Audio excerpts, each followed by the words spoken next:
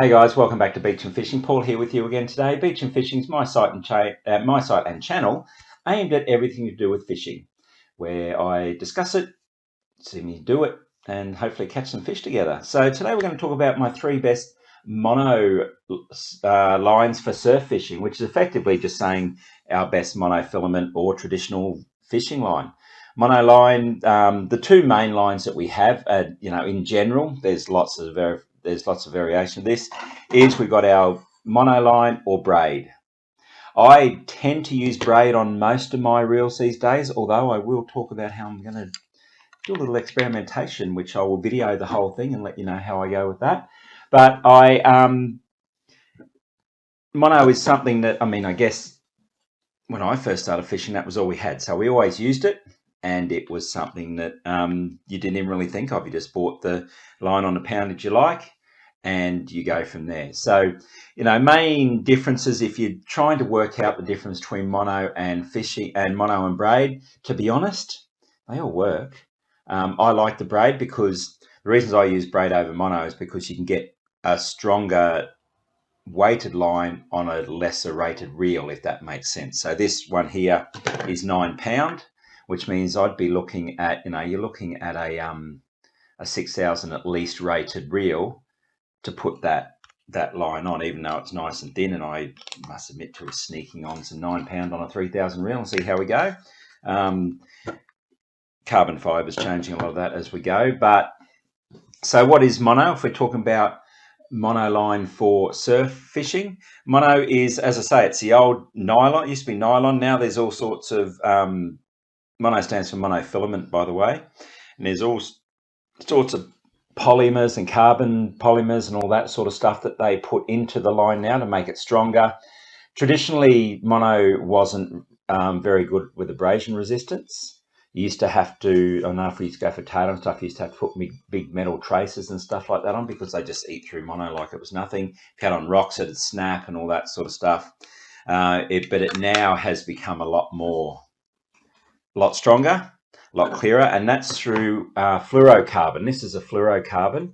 If I underline that a bit, you probably can't really tell the difference. You can hardly, if I had a clear fishing line, my fishing line here is all, that's green. The others I've got, this one is a clear fluorocarbon. If you had a clear mono fishing line, if there's a way to tell the difference between the two just looking at the lines, I don't know it, but fluorocarbon is a newer option of monofilament that's come out. It is supposedly more abrasion resistant, a little bit stronger. So again, it's a smaller line width for a stronger build. This one here is 20 pound. I'm going to test that on a 4,000 reel. Let's see how that goes, because I'm going to do an experiment, which I'll talk about later on, using mono on reverting one of my reels back to mono and going and do a bit of fishing with it and see how we go. But at the end of the day, and probably the easiest thing for me to do is just show you the pros for it for fishing in a surf environment. The main things to do with it, to be honest, is if you're a beginner, get mono. It is just so much easier to work with than braid. Even if you get a bird's nest or a tangle, it is so much easier to untangle than braid. It's easier to tie. It has some stretchiness to it. So if you're not real confident with casting and you're a bit whippy with your casting, or you clip it with your finger, mono is way less likely to snap than braid, because braid has no give. It's not as sensitive in most cases, but it is something that's easy to use. You wind it on. You don't have to worry about leaders. You don't have to worry about any of that. You can use it from there. Speaking of leaders, when you have braid, like this, I've got a braid line here, and you can see there is a mono leader attached to that because I've got a swivel on the end. I had this one from when I was doing my fishing rig video. Had to untangle it from all the others, but it's still here. So with braid, you tie mono to the front of it as well, which is why I've got most of these. I've got a 9 pound, a 25 pound. This one is a 30 pound. This one's quite thick, so unless you really got a big reel, you're not going to load this on. I've also got here some actual leader.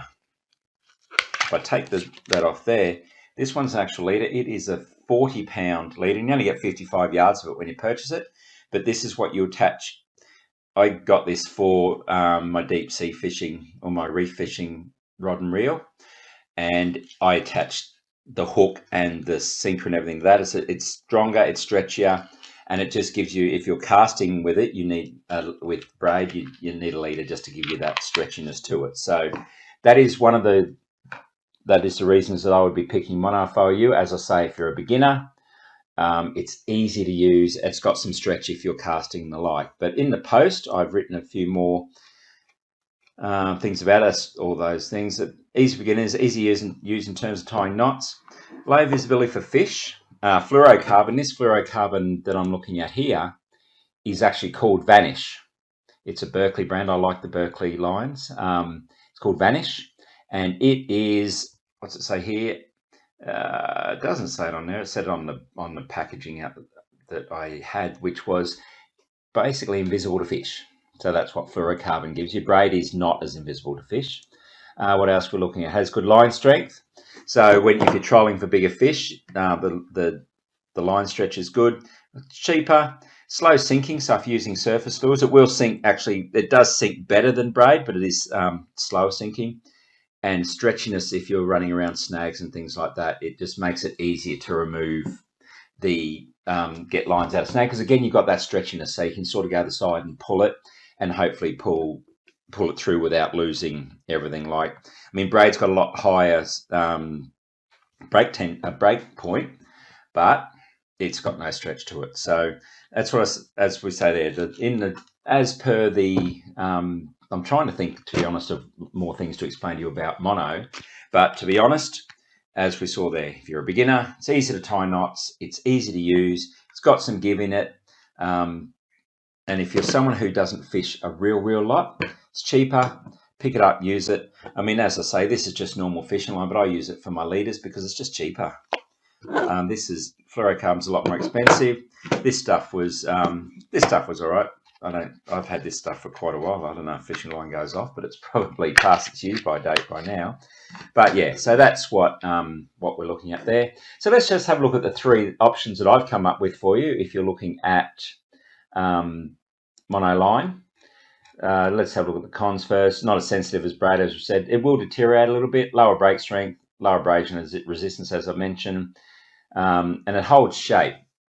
So you'll notice if you have a fishing line that you roll off, it will go quite curly. So look at that. That's what I was saying before. So if you're looking at mono, if I want 12 to 16 pound or 8 to 12 pounds, so even my smallest mono that I'm showing you here, even this smallest mono here is going to want like a 6,000 rated reel to match, and you should always try and match your rod to your line strength, or else you end up bird's nests, or it damages it, too much pressure on the rod, or you snap your line or whatever. But for a braid, this is 30 pound. I can get this on the same reel as that. So that's why a lot of people use braid, but that's one of the things there. But as I say, you've got the mono ratings there. I mean, if you've got a size 2000 reel with 6 pound mono on it, you're going to have fun. You're going to keep most average fish on there anyway. Okay, so let's have a look at the three I've come up with. First one is Berkeley Trilene Xl filler. I like, as I keep saying, I like Berkeley line, so I tend to go towards that more often. This other one I got here is a Jarvis Walker brand. It's an Australian brand, and it's quite good as well, so that's why I've got more of that than the Berkeley, because I couldn't find a Berkeley at the time. It's a monofilament copolymer, so as I said, they've got all these sort of stuffs in there. Get a few different strengths, 300, 330 yards dependent on the strength. It works for everything. Good price.